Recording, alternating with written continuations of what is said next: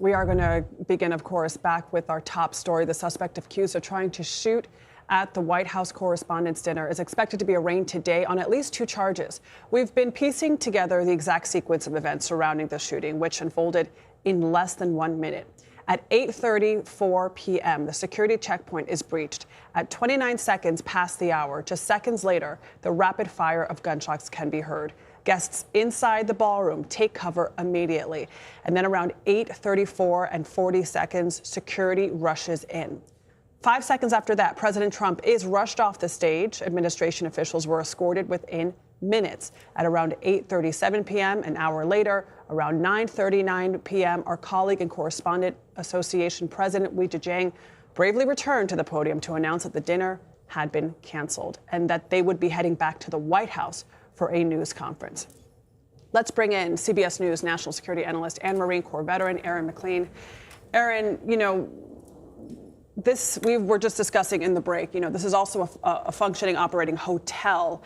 Could the regular hotel security have done more to screen people who are checking into this hotel knowing the event that's going to take place there? Well, I'll just describe my experience, and we can kind of apply common sense as to whether or not this is okay. So I showed up at this event. No one at any point checked my ID. All I had to do was show a screenshot of an invitation to one of the pre-parties, which the screenshot had no QR code or anything like that linking it to me to get onto the premises.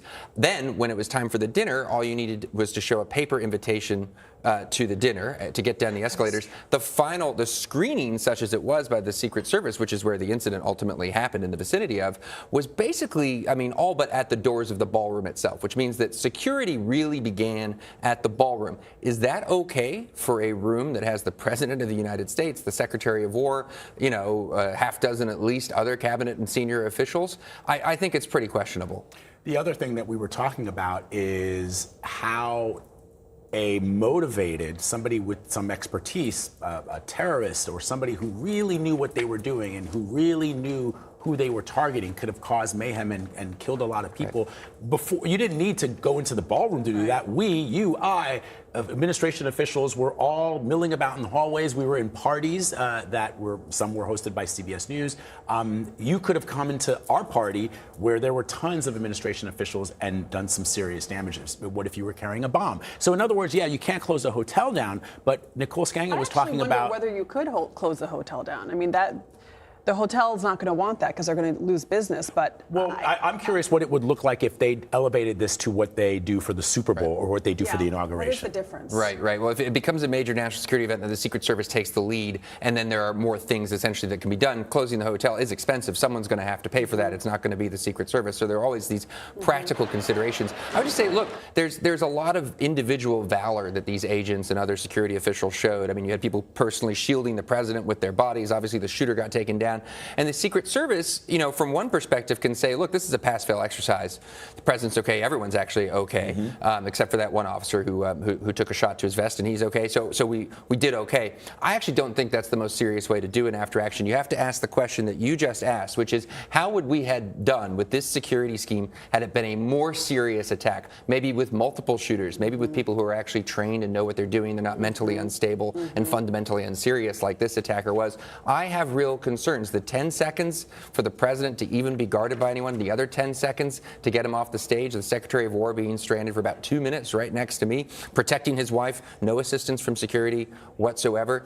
I don't think there's any way to look at those facts and not ask some hard questions about how this would have gone with a more serious group of attackers. You mentioned on CBS Mornings, and again, I was thanking Secret Service agents and other security staff when I was exiting the hotel for keeping us all safe, but there were shots fired at the suspect. He didn't get hit. What did you make of that? Well, I think that there need to be some serious questions asked about the training and standards that we have for these officers who are incredibly brave, do incredibly difficult work under incredibly chaotic circumstances, and deserve the best training and highest standards that our government can offer to them. And if I were the director of the Secret Service, if I were the chief of staff to the president, Susie Wiles, who has oversight over the Secret Service this morning, I would be asking some hard questions about training for individual skills and tactical responses, training for decision making. How do you make the decision about whether or not to put people right next to the president? I think there are some hard questions to be asked this morning. I certainly hope they're asking them.